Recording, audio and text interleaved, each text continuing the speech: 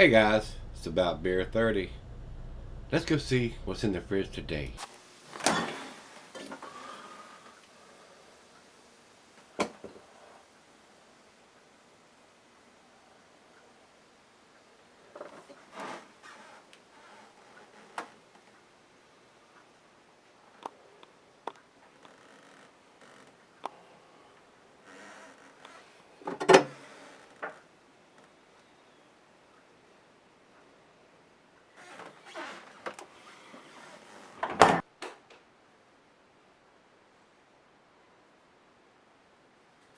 Hey everybody, thanks for stopping by Gregsbeerreviews. Today we got one from Lagunitas. This was sent to me by Lagunitas. Karen, the lady that takes care of that up there in Chicago. Of course, they have two breweries. They have one in Petaluma, California, and they have one up in Chicago. They send me their new releases usually, and this is one they sent me. This is Brown Shugga, and guys, I reviewed this about 4 years ago. Originally, I think when it first come out. Well, actually, it's been out longer than that. It's the first time that I had actually got my hands on it. Let me just read what the little flyer that they sent with me here. Originally, it was a failed attempt at our 1997 batch of gnarly wine, and resulting in an all-new beer style we like to call irresponsible, 9.7% ABV. And that's what this one is, a 9.7. What it's got written on the bottle here. I've got conflicting information, as usual, from Rate Beer and Beer Advocate. Beer Advocate has it at 9.8, and Rate Beer has it at 9.84. So all over the place, and it may vary from year to year. This was a mistake beer to begin with, and they ended up went on ahead and bottled it, and it became this beer. Because this is a failed attempt at their gnarly wine, and along with the ABVs being wrong, Great Beer has this listed as a barley wine, but the Beer Advocate has it listed as an American strong ale, and Untapped has it listed as a strong ale. So don't know exactly where this falls. They're very similar between the strong ales and the barley wines. So and I've read to you there, it's exactly the same thing for the commercial description here. So there's really nothing else to talk about. This is the re-review of this, and like I said, the recipe probably changed a little bit, or the ABV does. A lot of times it'll vary a notch or two, maybe even a whole point in the ABV sometimes when they're brewing. It just depends on what they change in the recipe. So let's get this thing opened up, and I'll tell you the cheeses are your Nutty, Asiago, Colby, Parmesan, and the glass by the pint back of non-number snifter, oversized wine glass. I've got the favorite snifter of mine here. This is the Sovereign beer glass, and this says it can be cellared for extended periods of time. I can't think of a reason why you could not. Whether it's a strong ale or a barley wine. At 9.7%, this is going to keep for a little while. So, filtered beer, it's got a nice mahogany color, copper color on the beer. About a half a finger of head on that pour. Let's get a nose to it.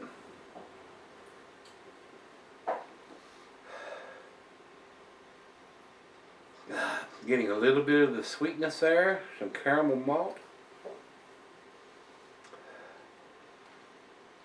To me, guys, it smells like a barley wine.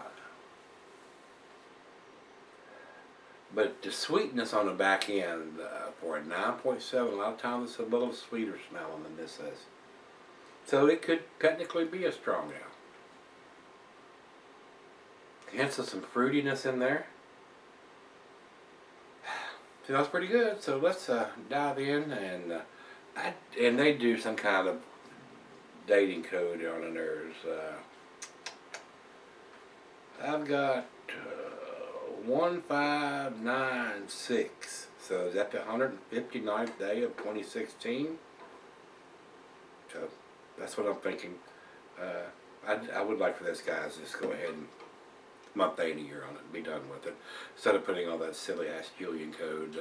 And I have expressed that to them directly, to the people that work there, and I've expressed it, I think, many of my beer reviews. But that's not up to the people that work there. It's up to the upper management to make that decision on what kind of coating they're going to put on their beer. Just wish they would go ahead and step up to the plate and do month, day, and a year. And if they want to do some kind of Julian code for their own self, they can do that. But for the consumer, it needs to have month, day, and a year. Enough about that. Let's dive in. Cheers, everybody. Cheers to everybody that works at Lagunitas, whether in California or Chicago.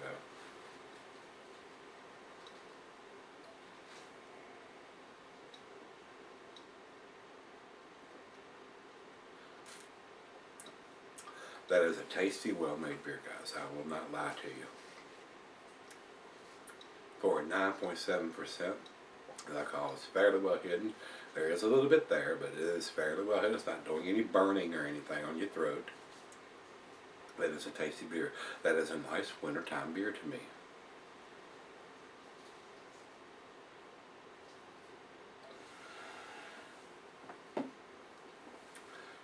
Just enough alcohol taste to let you know you're drinking a bigger beer. And you're not drinking a 5 or 6%er.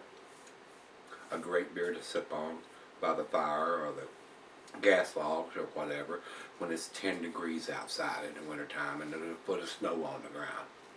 A really good beer. Nice slicing is left on the glass. This is the first time I've had this beer since I reviewed it 4 years ago.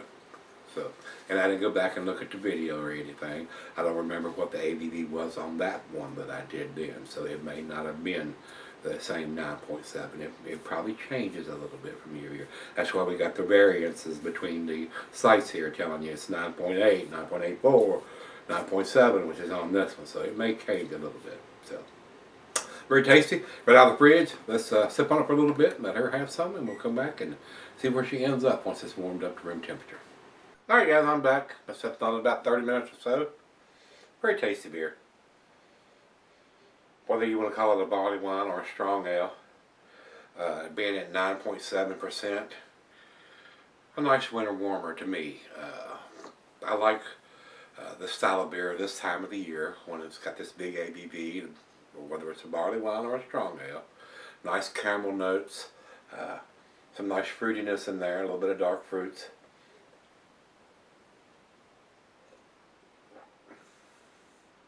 It doesn't have a bunch of nutmeg or cinnamon or ginger or any of that kind of stuff.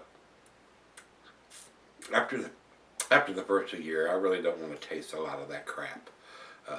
And I say that loosely, but between October and the end of December, that's when your pumpkin pie style of beers with your nutmeg, cinnamon, ginger, allspice, all that kind of stuff, whether it's an Oktoberfest or a pumpkin beer or whatever. Nice holiday beers is the way I categorize those. From Halloween to Christmas. After Christmas, I'm not interested in tasting a bunch of nutmeg, cinnamon, or ginger. Just me. That's just me though, guys. Final chug.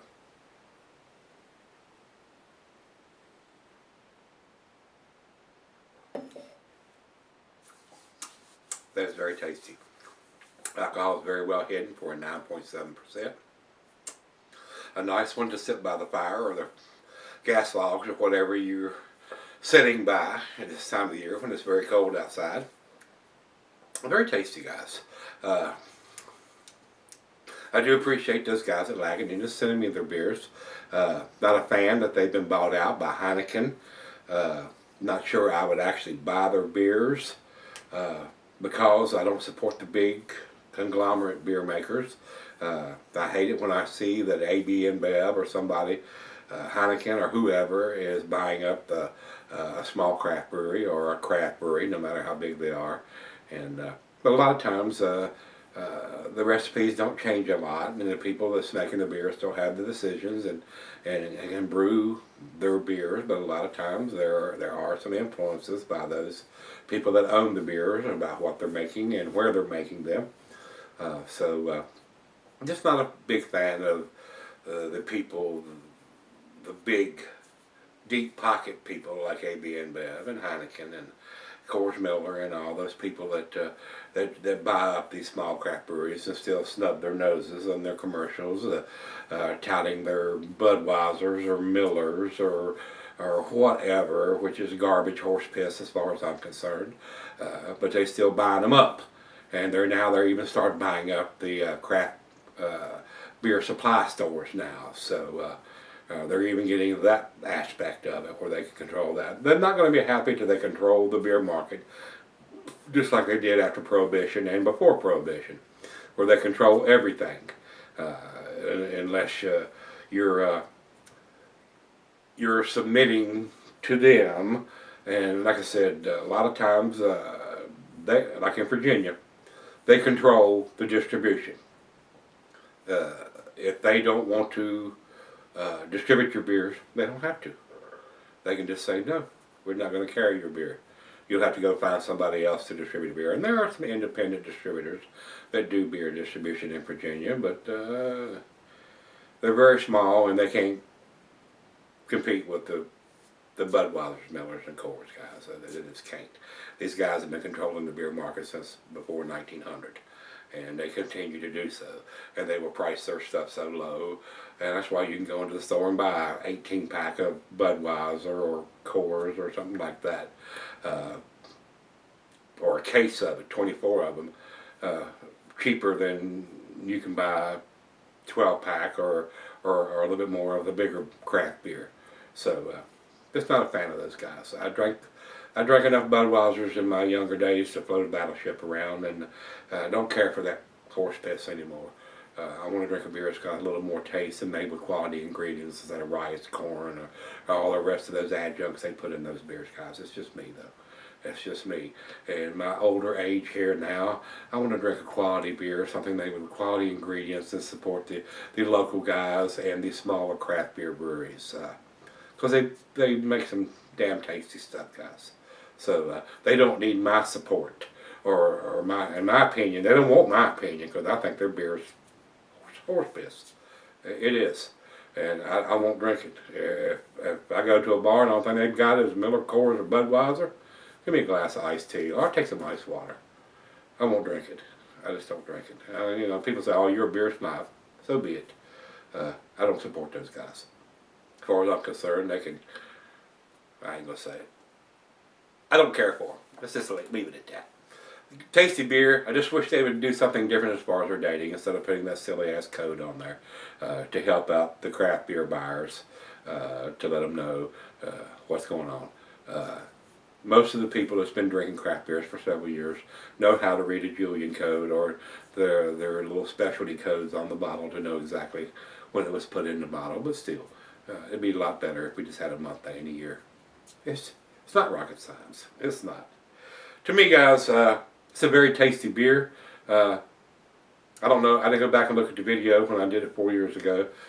B plus to me. I would give this beer an 89.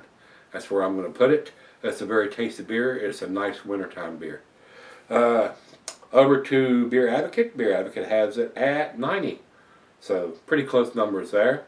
And if it hadn't been bought out by Heineken, I might give it a little bit better number. And if it had a better dating on it than a Julian code or whatever they're using, I might give it a better number. So I do appreciate them sending it to me, and they do make some damn tasty stuff. But like I said, not a fan of being bought out and selling out to the bigger breweries, but dollars talk and bullshit walks, as they say. So a lot of times they want to get into it because it improves their distribution. When somebody big buys them out like that, they get a wider distribution, and a lot of times it helps them out financially, whether they want to expand or whatever they want to do. So I understand why that happens, but just not a fan of it. Over to Rate Beer. Rate Beer has it at 95 overall and 83 in the style. And our final check-in, we will step over to Untappd. They have it at 3.79, which is their B plus range, and that's where I put it. I agree with the guys at Untappd. It is a B plus beer. It's damn close to an A beer, and I may have given it an A back then, but that was before they were bought out. So still a very tasty beer. I don't know what influences they're having there other than getting some dollars for distribution. I haven't noticed anything different in their beer yet. So hopefully that won't change. And if you get a chance and it's distributed in your area, give this one a try. This is their brown Shugga from Lagunitas Brewing Company. Those guys that work there are some awesome people. I've had correspondence from the people that work there, and they watch my beer reviews. So all the guys that work at Lagunitas, I love you guys. I just hate to see that y'all been bought out, and I still hate to see those silly ass codes on the bottle. One thing a year would be much better. But it's just my OCD, guys. That's just me. I just got to give you that information to let you know. Alright, that's all we got to talk about on this one. If you've had it, the brown Shugga, let me know what you think on this one, guys. 9.7%er, a very nice wintertime beer to sit by the fire. Alright, guys, come on back tomorrow. Let's dig something tasty out of the fridge. See you then.